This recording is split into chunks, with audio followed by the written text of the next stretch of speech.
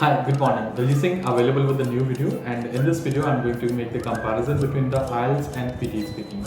If we talk about the PT task, there are 5 tasks in PT speaking. The first of all is your read aloud. Then after the repeat sentence are there.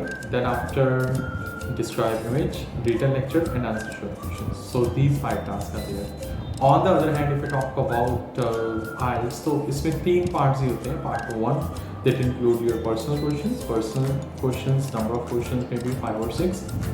Then after a cue card that you have to speak for 1 to 2 minutes, and the third one is your discussion part of the question.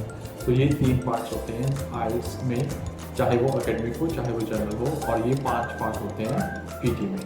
तो ये तो हो गया number of questions. Next अगर मैं बात करूँ marking criteria की, जैसे कि it's well known set that PT is available with integrated marking. तो इंटीग्रेटेड मार्किंग होने की वजह से इसके जो स्कोर है कहीं ना कहीं पर रीडिंग और लिसनिंग में भी जाते हैं. अगर मैं फिर से बात करूँ, सबसे पहला टास्क जो है हमारे पास वो रीड अलाउड का है. रीड अलाउड में आपके स्कोर जो है रीडिंग में भी शेयर होते हैं. देन आफ्टर रिपीट सेंटेंस के स्कोर शेयर होते हैं लिस्टिंग में. Then after describing is the only activity जिसके स्कोर कहीं पर भी शेयर नहीं होते हैं. Then after we are having written lecture, again the scores are share with the listing. And last one is answer short question, again the score is share with the listing.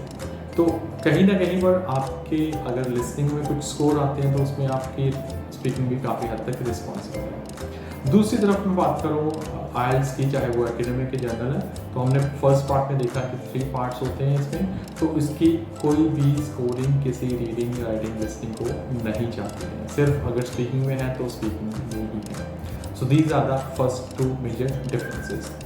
तीसरी अगर मैं बात करूँ तो PT की speaking है that is being assessed by the AI, artificial intelligence. इनका एक अपना अलग से एल्गोरिथम है, उसके अकॉर्डिंग ये मार्क करते हैं और आपको चेकिंग देते हैं. So you must be very much fluent, you must be very much clear and you must be in good content. अगर आप ये 3 चीज़ें प्रोनाउंसिएशन, फ्लुएंसी और कंटेंट पर काम करते हो तो आपको अच्छे स्कोर मिलेंगे, स्पीकिंग में नहीं बल्कि लिसनिंग में भी. दूसरी तरफ अगर मैं IELTS की बात करूँ, चाहे वो एकेडमिक या जनरल हो, IELTS स्पीकिंग की बात करूँ तो 4 मार्किंग क्राइटेरिया उनको मैं शॉर्ट करके बताता हूँ. पहली बात तो ये कि स्पीकिंग IELTS स्पीकिंग में 1-to-1 होगी, सॉर्ट ऑफ इंटरव्यू होगी. आपके सामने एक पर्सन बैठा होगा, वो आपको असेस करेगा ऑन द फर्स्ट बेसिस. तो मार्किंग क्राइटेरिया की बात करूँ, सबसे पहले आप कंटेंट, यानी कि किस वे से जो आप कंटेंट बोल रहे हो, क्या कंटेंट आप बोल रहे हो, क्या क्वेश्चन का आंसर दे रहे हो, क्या क्वेश्चन का आंसर एक्यूरेट दे रहे हो. Then second one is of course your pronunciation, कि आप जो भी वर्ड्स बोल रहे हो उनके उच्चारण का वे प्रॉपर है, प्रॉपरली आप प्रोनाउंस कर पा रहे हो या नहीं. Third one is of course your fluency, किस फ्लुएंट वे से आप बोल रहे हो, क्या आप में इंटोनेशन है, वर्ड स्ट्रेस है. क्योंकि याद रखिए ये आपके सामने एक पर्सन बैठा है जो आपको असेस कर रहा है, जो आपको जज कर रहा है. And the last one is the fourth one is the choices of word, जिसको हम वोकैबुलरी भी बोल देते हैं. तो ये 4 मार्किंग क्राइटेरिया जो है वो IELTS के हैं. नेक्स्ट और मैं टाइमिंग के कंपैरिजन की बात करूँ तो IELTS में 11 to 40 मिनट्स हैं इनके तीनों टास्क को कंप्लीट करने के लिए, तीनों पार्ट को एक्सप्लेन करने के लिए. और दूसरी तरफ पीटी की बात करूँ तो पीटी में आपके पास अप्रॉक्सीमेटली 27 से 30 या 31 मिनट का टाइमिंग है. पीटी में एक रेंज ऑफ टाइमिंग है बिकॉज दैट डिपेंड्स कि आपको नंबर ऑफ टास्क कितने आते हैं. फॉर एग्जांपल रीड अलाउड अगर आपको 4 आ रहे हैं तो टाइमिंग कुछ और होगा, 5 आ रहे हैं तो कुछ और होगा, 3 आते हैं तो कुछ और होगा. सो ये टाइमिंग का डिफरेंस इसी वजह से है. तो these are some of the differences. अगर मैं बात करूं अपने लेवल पे कि कौन सी ईजी है कौन सा डिफिकल्ट है, ये स्टूडेंट अक्सर पूछते हैं कि सर IELTS या पीटी कौन सा डिफिकल्ट या ईजी है. तो देखो एक चीज़ तो काफ़ी क्लियर है कि अगर आप पीटी की स्पीकिंग करते हैं तो डेफिनेटली स्कोर आपके रीडिंग और लिसनिंग में भी जाते हैं, शेयर होते हैं. तो that's a good point according to मी.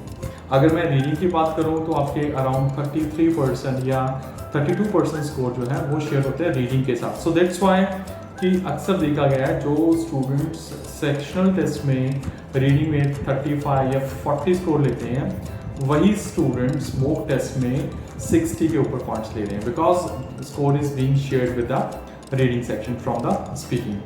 तो IELTS में ऐसा कुछ भी नहीं है, like it's not going to share any of the score with तो ये नेगेटिव भी हो सकते हैं, पॉजिटिव भी हो सकते हैं पीटी के केस में, बिकॉज क्योंकि अगर आपका लिसनिंग का रिपीट सेंटेंस गलत जाता है, रिटन लेक्चर गलत जाता है, या फिर आंसर शॉर्ट क्वेश्चन गलत जाते हैं, तो definitely it's going to affect speaking as well as listening. तो ये अगर आपको लग रहा है कि आपकी स्पीकिंग या लिसनिंग बहुत अच्छी है, then you should go for PT, क्योंकि आपके दोनों ही स्कोर्स इंप्रूव हो रहे हैं, चाहे वो स्पीकिंग हो चाहे वो लिसनिंग हो। अगर आपको लगता है कि आप कंफर्टेबल हो 1-to-1, person to person, then you must go for your IELTS, because उसमें आपके पर्सनल क्वेश्चन पूछे जाएंगे and you have to construct the answer. So this is the comparison and difference in between both PT and IELTS. Thank you.